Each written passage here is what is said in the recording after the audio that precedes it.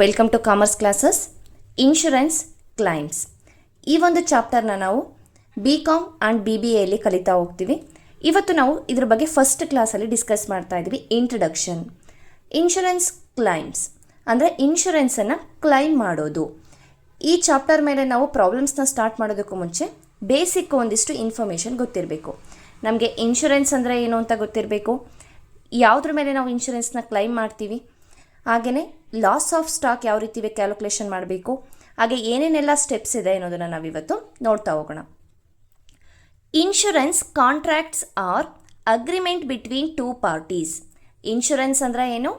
ಅದೊಂದು ಇನ್ಶೂರೆನ್ಸ್ ಅನ್ನೋದು ಒಂದು contract, agreement between two parties, ಇಬ್ಬರು ವ್ಯಕ್ತಿಗಳ ನಡುವೆ ಏನೊಂದು ಅಗ್ರಿಮೆಂಟ್ ಆಗಿರುತ್ತೆ.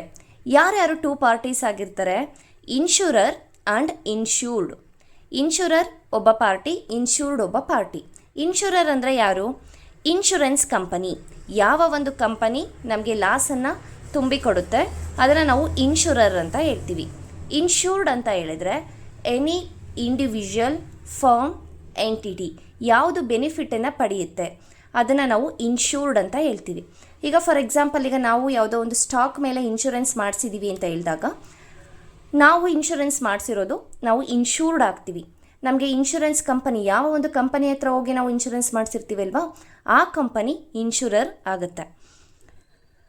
Within this agreement the insured agrees to pay small periodic payment in exchange for a pay out from the insurance company if the covered event specified in the agreement occur.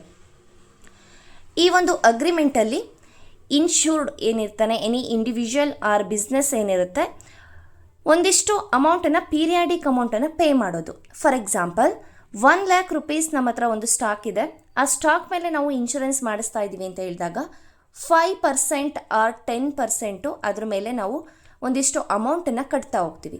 1,00,000 rupees ಇದೆ ಅಂತ ಹೇಳಿದ್ರೆ 10% ಅಂತ ಹೇಳಿದಾಗ 10,000 rupees. ಒಂದು ವರ್ಷಕ್ಕೆ ನಾವು 10,000 ಅಮೌಂಟನ್ನು ಕಟ್ತಾ ಇದ್ದೀವಿ ಅಂತ ಹೇಳಿದಾಗ ಆ ವರ್ಷದಲ್ಲಿ ಏನೇ ಒಂದು ಲಾಸ್ ಆಗಿ ನಮ್ಮ ಒಂದು ಗೂಡ್ಸ್ ಡಿಸ್ಟ್ರಾಯ್ಡ್ ಆಯಿತು ಅಂತ ಹೇಳಿದಾಗ ಆ ಲಾಸನ್ನು ಇನ್ಶೂರೆನ್ಸ್ ಕಂಪನಿ ನಮಗೆ ತುಂಬಿಕೊಡ್ಬೇಕಾಗುತ್ತೆ. ಯಾಕೆಂದರೆ ಒಂದಿಷ್ಟು ಅಮೌಂಟ್ ಅಂತ ನಾವು ಕಟ್ತಾ ಇದ್ದೀವಿ, ಅಗ್ರಿಮೆಂಟ್ ಆಗಿದೆ, ಏನೇ ಲಾಸ್ ಆದರೂ ಕೂಡ ಅದನ್ನು ಆ ಲಾಸನ್ನು ಇನ್ಶೂರೆನ್ಸ್ ಕಂಪನಿ ನಮಗೆ ಕೊಡಬೇಕು. ಸೊ ಅದಕ್ಕೆ ಏನು ಮಾಡ್ತಾ ಇರೋದು, ನಾವು ಒಂದಿಷ್ಟು ಅಮೌಂಟ್ ಅಂತ, ಪೀರಿಯಾಡಿಕ್ ಅಮೌಂಟನ್ನು ಸಮ್ ಪರ್ಸೆಂಟೇಜಲ್ಲಿ ನಾವು ಅದಕ್ಕೆ ಇನ್ಶೂರೆನ್ಸ್ ಕಂಪನಿಗೆ ಪೇ ಮಾಡ್ತಾ ಇರ್ತೀವಿ. ಯಾವ ರೀತಿ ನಮಗೆ ಲಾಸ್ ಆಗುತ್ತೆ? ಈಗ ಸ್ಟಾಕ್ ಇರೋದು ಸುಮ್ಮನೆ ಲಾಸ್ ಆಗುತ್ತಾ? Loss due to fire accident ಆಗ್ಬೋದು. ಅಂದರೆ ಗೋಡೌನಿಗೆ ಬೆಂಕಿ ಬಿದ್ದು ಎಲ್ಲ ಗೂಡ್ಸು ಡಿಸ್ಟ್ರಾಯ್ಡ್ ಆಗ್ಬೋದು, ಅಥವಾ ಅದರಲ್ಲಿ ಇನ್ನು ಅರ್ಧ ಗೂಡ್ಸು ಸುಟ್ಟೋಗಿರುತ್ತೆ, ಇನ್ನು ಅರ್ಧ ಇರುತ್ತೆ. ಆ ರೀತಿ ಫೈರಿಂದ ನಮ್ಮ ಗೂಡ್ಸು ಲಾಸ್ ಆಗ್ಬೋದು. ಥೆಫ್ಟ್, ಕಳ್ಳತನದಿಂದ ಆಗ್ಬೋದು. ಫ್ಲಡ್, ಈಗ ಸುನಾಮಿ ಬರೋದ್ರಿಂದ, ಅಥವಾ ಅರ್ಥ್ಕ್ವೇಕ್, ಭೂಕಂಪದಿಂದ, ಈ ರೀತಿ ನಮಗೆ ಒಂದು ಗೂಡ್ಸ್ ಏನಾಗುತ್ತೆ, ಲಾಸ್ ಆಗ್ತಾ ಹೋಗುತ್ತೆ. Insurance claims under 2 types. ನಾವು ಇನ್ಶೂರೆನ್ಸನ್ನು 2 ಟೈಪ್ಸಲ್ಲಿ ಕ್ಲೈಮ್ ಮಾಡ್ತಾ ಹೋಗ್ತೀವಿ. ಯಾವ ರೀತಿ? Claim for loss of stock, claims for loss of profit. ಒಂದು ಸ್ಟಾಕ್ ಏನಿದೆ ಕಡಿಮೆ ಆದಾಗ, ಸ್ಟಾಕ್ ಲಾಸ್ ಆದಾಗ ನಾವು ಅದನ್ನು ಇನ್ಶೂರೆನ್ಸ್ನ ಕ್ಲೈಮ್ ಮಾಡ್ಬೋದು. ಪ್ರಾಫಿಟ್ ಲಾಸ್ ಆದಾಗಲೂ ಕೂಡ ನಾವು ಇನ್ಶೂರೆನ್ಸನ್ನು ಕ್ಲೈಮ್ ಮಾಡ್ಬೋದು. ಫಾರ್ ಎಕ್ಸಾಂಪಲ್, ಈಗ ನಮಗೆ ಫಸ್ಟ್ ನಾವೀಗ ಕ್ಲೈಮ್ಸ್ ಫಾರ್ ಲಾಸ್ ಆಫ್ ಸ್ಟಾಕನ್ನು ನೋಡ್ತಾ ಹೋಗೋಣ. ಒಂದಿಷ್ಟು ನಮ್ಮ ಹತ್ರ ಏನೊಂದು ಸ್ಟಾಕ್ ಇದೆ, ಅದು ಲಾಸ್ ಆಗಿದೆ ಅಂತ ಹೇಳಿದಾಗ ಯಾವ ರೀತಿ ನಾವು ಎಷ್ಟು ಲಾಸ್ ಆಗಿದೆ, ಎಷ್ಟು ನಮಗೆ ಇನ್ಶೂರೆನ್ಸ್ ಕಂಪನಿಯಿಂದ ಅಮೌಂಟ್ ಬರಬೇಕು, ಅದನ್ನು ನಾವು ಫಸ್ಟ್ ಏನು ಮಾಡಬೇಕು, ಫೈಂಡ್ ಔಟ್ ಮಾಡಬೇಕು. ಲಾಸ್ ಆಫ್ ಸ್ಟಾಕನ್ನು ಫೈಂಡ್ ಔಟ್ ಮಾಡಬೇಕು.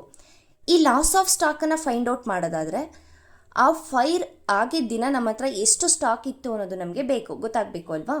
ಟೋಟಲ್ ಪರ್ಚೇಸ್ ಎಷ್ಟು ಮಾಡಿರ್ತೀವಿ ಆ ಫೈರ್ ಆಕ್ಸಿಡೆಂಟ್ ಆಗೋವರೆಗೂ. ಫಾರ್ ಎಕ್ಸಾಂಪಲ್ 60,000 ರೂಪೀಸ್ ಅಷ್ಟು ನಾವು ಫೈರ್ ಆಕ್ಸಿಡೆಂಟ್ವರೆಗೂ ಪರ್ಚೇಸಸ್ ಆಗಿದೆ.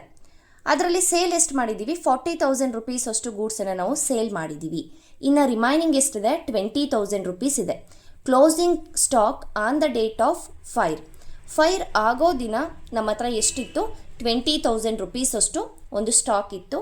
ಈ ಸ್ಟಾಕ್ ಮೇಲೆ ನಮಗೆ ಇನ್ಶೂರೆನ್ಸ್ ಕಂಪನಿ ಕೊಡುವಂಥದ್ದು. ಲಾಸ್ ಆಫ್ ಸ್ಟಾಕ್ ಎಷ್ಟಾಗಿದೆ, ಯಾವ ರೀತಿ ಫೈಂಡ್ ಔಟ್ ಮಾಡ್ತೀವಿ? Value of stock on the date of fire ಎಷ್ಟಿದೆ ಆ ಅಮೌಂಟನ್ನು ಹಾಕೋಬೇಕು. ಹಾಗೆ less value of salvage stock, ಅದನ್ನು ಲೆಸ್ ಮಾಡಿ ನಮಗೆ ಎಷ್ಟು ಲಾಸ್ ಆಗಿದೆ ಅನ್ನೋದು ನಮಗೆ ಸಿಗುತ್ತೆ. Amount of loss of stock.